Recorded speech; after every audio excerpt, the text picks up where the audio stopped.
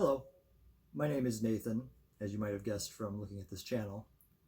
I'm one of the co-writers of the Empyrean Dreams books, which are space opera science fiction in an original setting. And the first of those books was called The Wreck of the Untranslatable.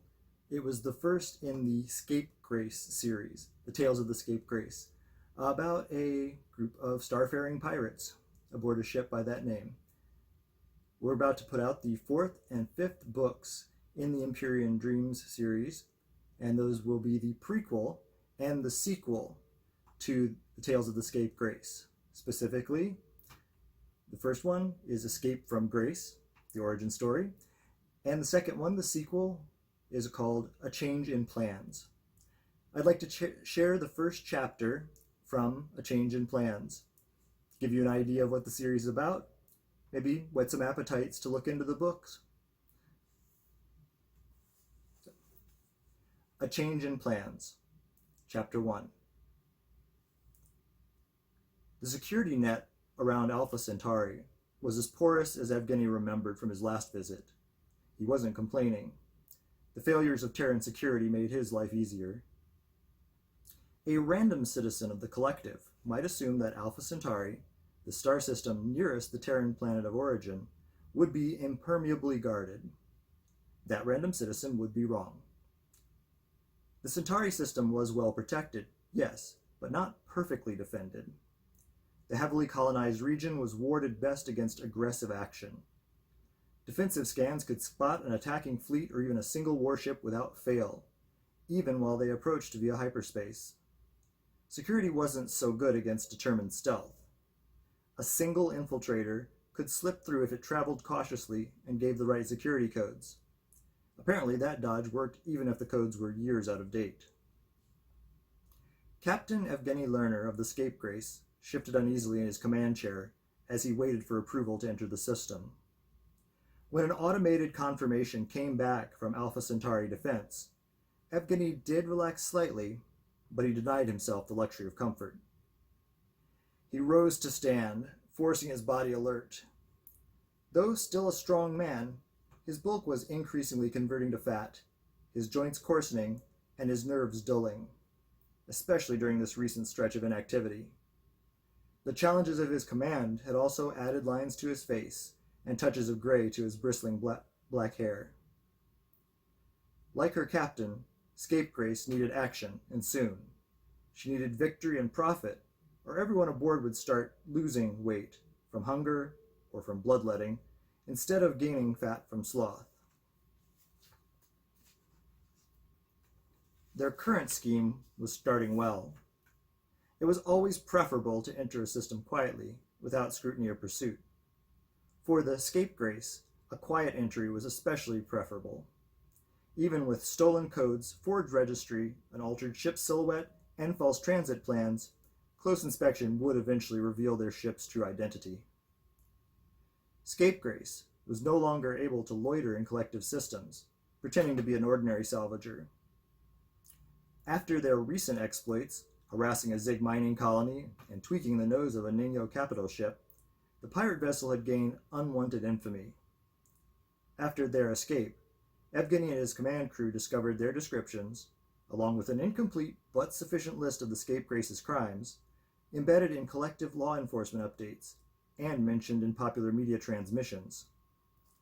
While their exploits had earned them an odd degree of interest, sympathy, and perverse popularity, within and without the collective, those powers who mattered most, governments, military, peacekeepers, and the majority of civilized populations, had become newly enlightened enemies of the lawless pirates. A sane sapient, faced with such visibility, would sensibly disappear into safer anonymity. At the least, if they could not cease their criminal acts, said sapient would separate from their known confederates, shift to new areas of crime, or at least operate in less populated regions. A sane sapient would not attempt a massive theft from one of the most populous systems in the Terran sphere, where they had already committed crimes and barely escaped once before. The crew of the Scape Grace, Evgeny included, wasn't defending any record of sanity. but they weren't insane enough to risk detection for no reason. Evgeny had good, sensible reasons for returning to Alpha Centaurus Prime, despite its proximity to Terra, despite its vast population, and despite his vast crimes against that system. His crew also wasn't the typical sort of criminal gang. The Grace was their safety, their home, and in one case, their bonded pack. In a twisted way, Evgeny and his cohort were a kind of family. While they might become less noticeable if they split up, they would also become more vulnerable, isolated, and stranded apart from their ship. In many cases, crew members forced to leave Scape Grace would become less sane, or prone to unfocused violence, random antisocial acts, and general self-destruction.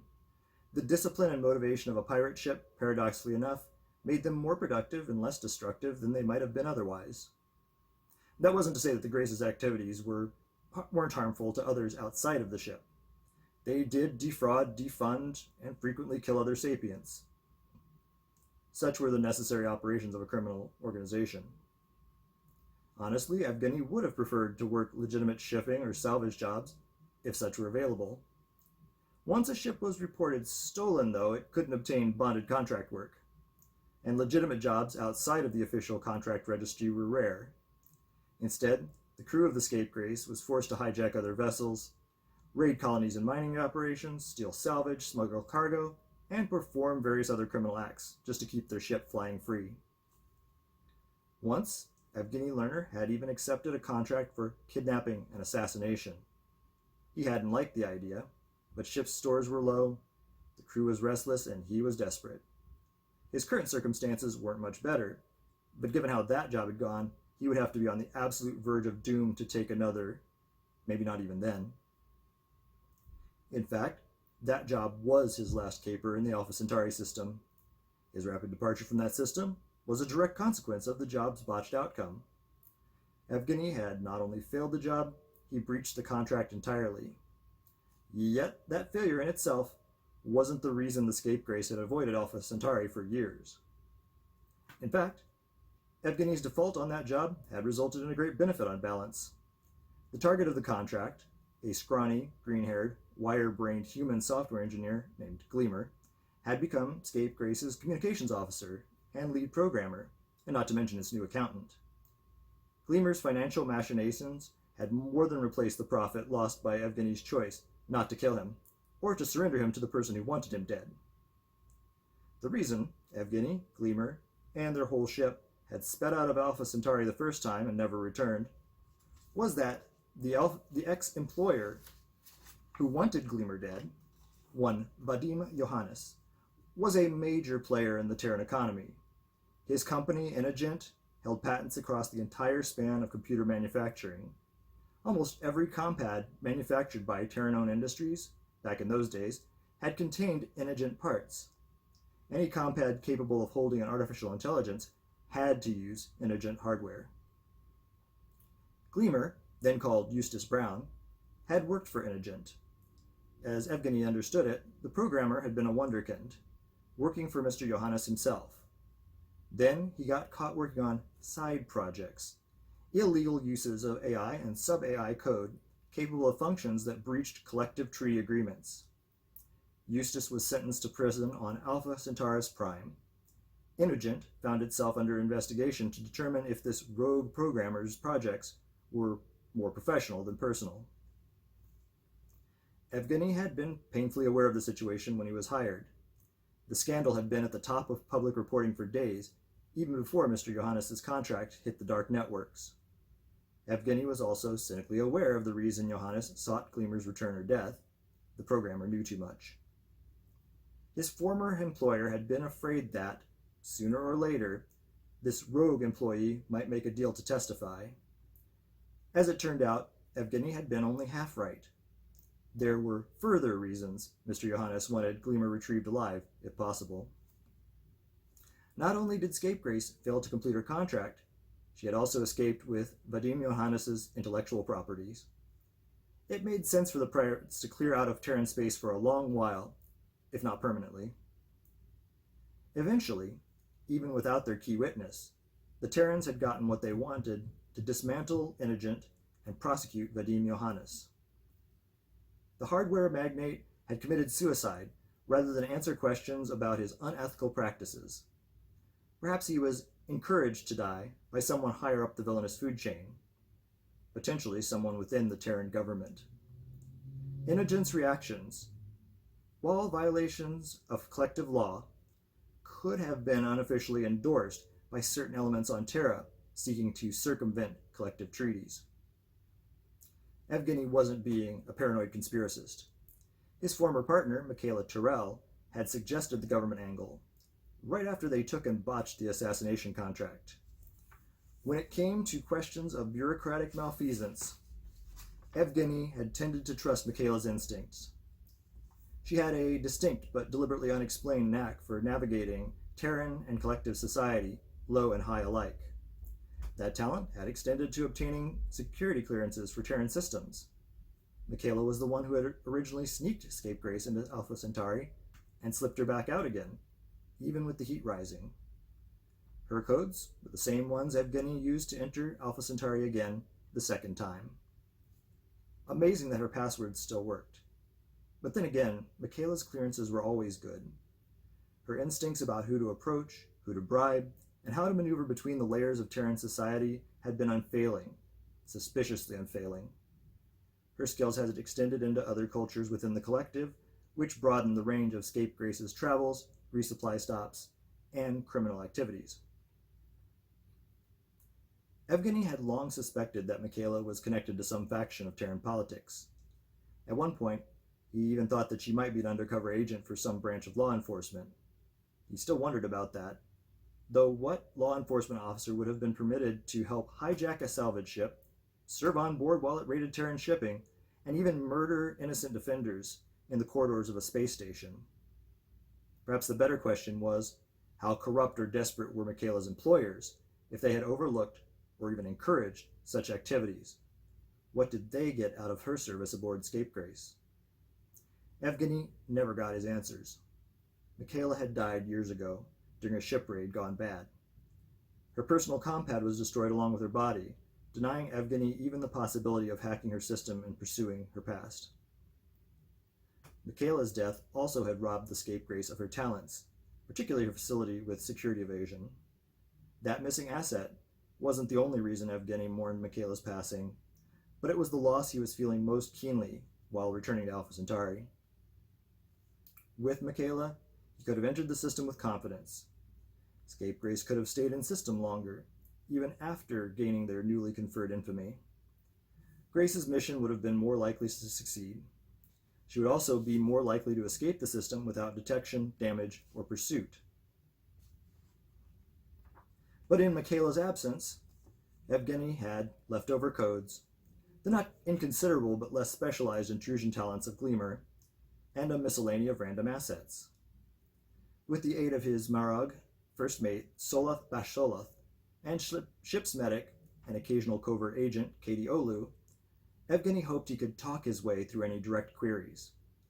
He was also trusting their Zig engineer, Nurik Poe, along with the engineer's assistants, Zenaida and Burnett George, to maintain their camouflage, making Scape Grace look like some other ship.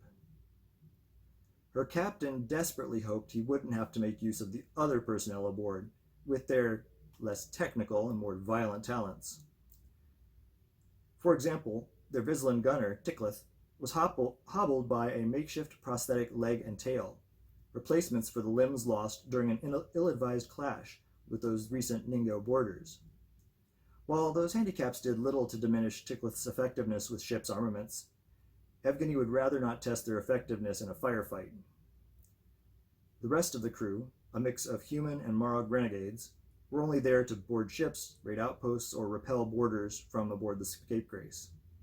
This current operation shouldn't need their services at all. All they needed was to get close enough to Alpha Centaurus Prime for a real-time network uplink. The ship needed to stay in the neighborhood for about 2 Terran standard hours, long enough for Gleamer to access a specific server and download its contents. Most of that time would be occupied by painstakingly slow intrusion programs. The actual data transfer would take only a few minutes, not long in a relative sense, but an eternity as far as data transfers went. They were collecting one big payload. They weren't merely collecting a few data points, or a bank full of credit records, although Gleamer planned to secure some of those as well. They needed the extra time to download and then wipe the traces of a uniquely large sort of program, an artificial intelligence named Siddhartha, or Sid for short. Sid was Gleamer's personal Bryn, his companion and his partner in crime, left behind when Evgeny rescued Gleamer from the ACP prison. Gleamer hadn't been able to retrieve Sid before leaving, but he did manage to redirect the program onto a hidden partition on a planetary server, to wait there, hidden, until his human partner could return. Sid held the sole pointers to several secret credit accounts. The assets Gleamer had stolen from Inagent and several of their client companies, assets assumed lost forever when Vadim Johannes died and Inagent broke apart. All that lovely and traceable credit was Evgeny's motivation to risk the Scape Grace on an otherwise ill-advised rescue attempt. While he didn't dislike Gleamer, he didn't like the other man well enough to gamble everything on his happy reunion with his friend. Instead, Evgeny was offering Sid's safe return as the incentive for Gleamer to recover those otherwise inaccessible records. Gleamer would then surrender his stash as their hazard pay for the mission. The captain needed that money badly, for fuel, for repairs, and to satisfy his starving crew. In their current state, hungry and hunted, this unlikely caper promised the best payoff compared to its risk. All the Scape Grace had to do was get in, lie low, avoid notice for a couple of hours, and then fly away, ideally without a fleet of law enforcers on her tail. One more time, Evgeny Lerner and the Scape Grace were entering Alpha Centauri to pick up a passenger. Evgeny just hoped his second visit wouldn't be as chaotic as the first. And that's the first chapter. The story continues from there. I hope you enjoyed. I'll be posting more chapters from other Empyrean Dreams books on later videos, and I hope you're interested enough to take a look at A Change in Plans, its preceding book, The Wreck of the Untranslatable, and its prequel, also coming out soon, Escape from Grace. I'm Nathan. Appreciate your interest. Have a great day.